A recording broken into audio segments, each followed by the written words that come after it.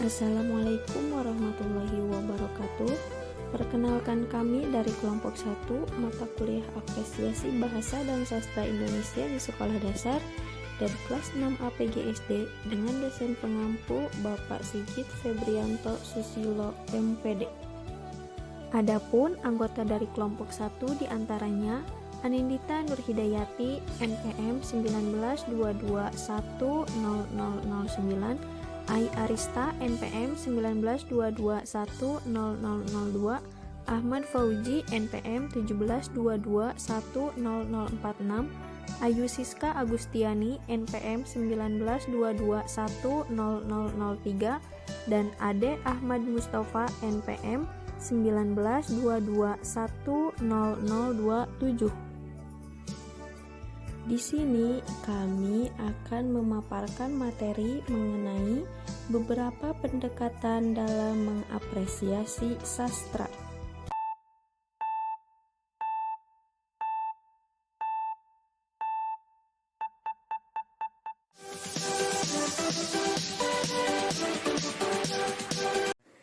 Nah, sebelum melangkah lebih jauh lagi, alangkah baiknya kita mengetahui dulu apa itu pengertian dari apresiasi sastra. Istilah apresiasi berasal dari bahasa Latin appreciation, yang berarti mengindahkan atau menghargai. Secara terminologi, apresiasi sastra dapat diartikan sebagai penghargaan, penilaian, dan pengertian terhadap karya sastra, baik berupa prosa, fiksi, drama, maupun puisi, menurut Dola 2007. Kegiatan apresiasi dapat tumbuh dengan baik apabila si pembaca mampu menumbuhkan rasa akrab dengan teks sastra yang diapresiasinya, menumbuhkan sikap sungguh-sungguh, serta melaksanakan kegiatan apresiasi itu sebagai bagian dari hidupnya, sebagai suatu kebutuhan yang mampu memuaskan rohaninya. Melalui karya sastra, manusia akan memperoleh biji batin sehingga sisi-sisi gelap dalam hidup dan kehidupannya bisa tercerahkan lewat kristalisasi nilai yang terkandung dalam karya sastra. Teks sastra tak ubahnya sebagai layar tempat diproyeksikan pengalaman psikis manusia. Seiring dengan dinamika peradaban yang terus bergerak menuju proses globalisasi, sastra menjadi makin penting dan urgen untuk disosialisasikan dan dibumikan melalui institusi pendidikan. Karya sastra memiliki peranan yang cukup besar dalam membentuk watak dan kepribadian seseorang. Dengan bekal apresiasi sastra yang memadai, para keluaran pendidikan diharapkan mampu bersaing pada era global dengan sikap arif dan dewasa. Oke, kita lanjutkan pada pembahasan inti, yaitu beberapa pendekatan dalam mengapresiasi sastra. Yang pertama ada pendekatan paraprasis dalam apresiasi sastra. Pengertian pendekatan paraprasis dalam mengapresiasi sastra yaitu strategi pemahaman kandungan makna dalam satuan cita sastra dengan jalan mengungkapkan kembali gagasan yang disampaikan pengarang dengan menggunakan kata-kata maupun kalimat yang berbeda dengan kata-kata dan kalimat yang digunakan pengarangnya. Tujuan akhir dari penggunaan paraprasis itu adalah untuk menyederhanakan pemakaian kata atau kalimat seorang pengarang sehingga pembaca lebih mudah memahami kandungan makna yang terdapat dalam suatu cipta sastra. Prinsip dasar dari penerapan pendekatan paraprasis pada hakikatnya berangkat dari pemikiran bahwa satu, gagasan yang sama dapat disampaikan lewat bentuk yang berbeda. 2. Simbol-simbol yang bersifat konotatif dalam suatu cipta sastra dapat diganti dengan lambang atau bentuk lain yang tidak mengandung makna.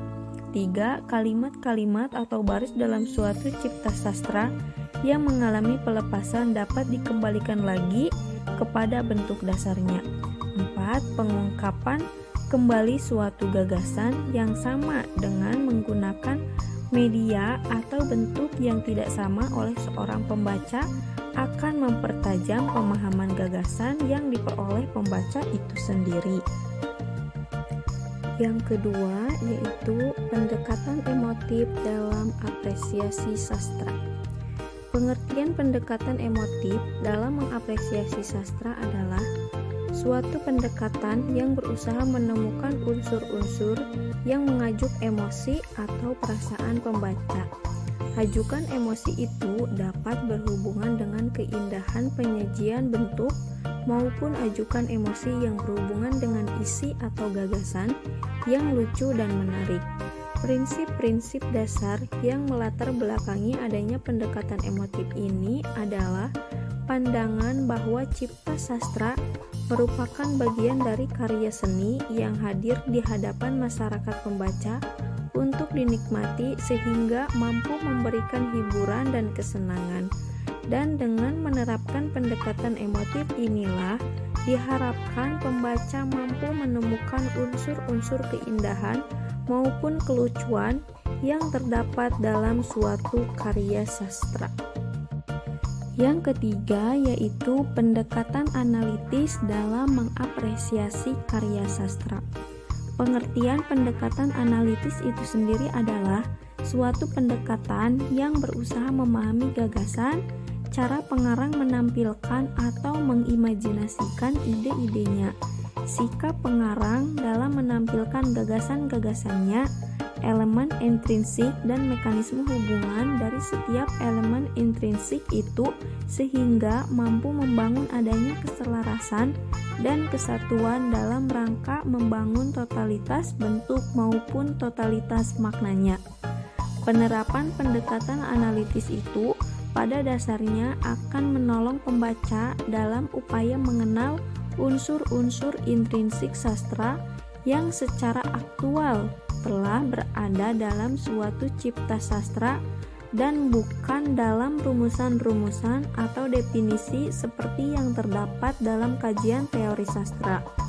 Selain itu, pembaca juga dapat memahami bagaimana fungsi setiap elemen cipta sastra dalam rangka membangun keseluruhannya.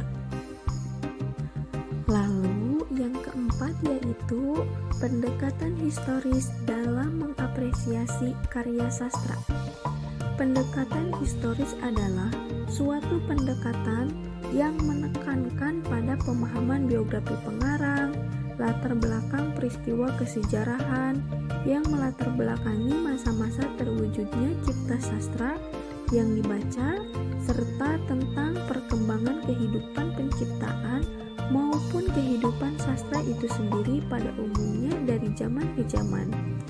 Prinsip dasar yang melatar belakangi lahirnya pendekatan ini adalah beranggapan bahwa cipta sastra bagaimanapun juga merupakan bagian dari zamannya. Selain itu, pemahaman terhadap biografi pengarang juga sangat penting dalam upaya memahami kandungan makna dalam suatu cipta sastra. Yang kelima yaitu pendekatan sosiopsikologis dalam mengapresiasi karya sastra.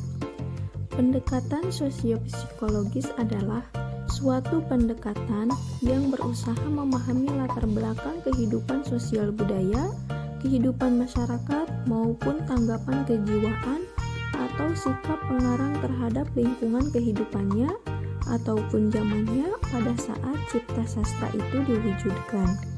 Dalam pelaksanaannya, pendekatan ini memang sering tumpang tindih dengan pendekatan historis.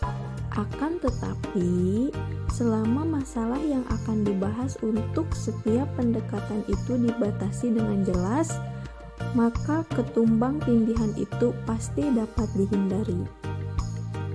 Dan untuk yang terakhir yaitu pendekatan didaktis dalam mengapresiasi karya sastra.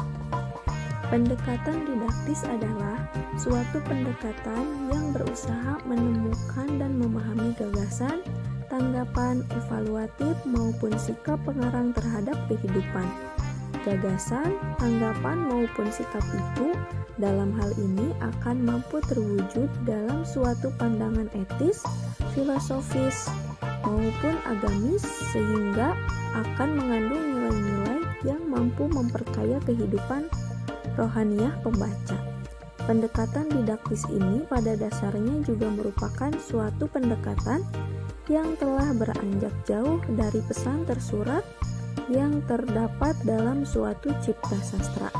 Sebab itulah, penerapan pendekatan didaktis dalam apresiasi sastra akan menuntut daya kemampuan intelektual, kepekaan rasa, maupun sikap yang mapan dari pembacanya. Nah, jadi kesimpulan yang dapat kita ambil yaitu dalam memahami atau menganalisis sebuah karya sastra, maka diperlukan metode atau cara yang tepat agar apa yang ingin disampaikan pengarang dengan mudah sampai ke pembaca. Salah satunya dengan menggunakan pendekatan-pendekatan dalam mengapresiasi sastra, seperti pendekatan paraprasis, pendekatan emotif, pendekatan analisis, pendekatan historis, pendekatan sosiopsikologis, dan pendekatan didaktis dalam apresiasi sastra. Belajar apresiasi sastra pada hakikatnya adalah belajar tentang hidup dan kehidupan. Melalui karya sastra, manusia akan memperoleh gizi batin sehingga sisi-sisi gelap dalam hidup dan kehidupannya bisa tercerahkan lewat kristalisasi nilai yang terkandung dalam karya sastra. Teks sastra tak ubahnya sebagai layar tempat diproyeksikan pengalaman psikis manusia. Seiring dengan dinamika peradaban yang terus bergerak menuju proses globalisasi, sastra menjadi makin penting dan urgen untuk disosialisasikan dan dibumikan melalui institusi pendidikan. Mungkin hanya itu yang bisa saya sampaikan, kurang lebihnya mohon maaf. Wassalamualaikum warahmatullahi wabarakatuh.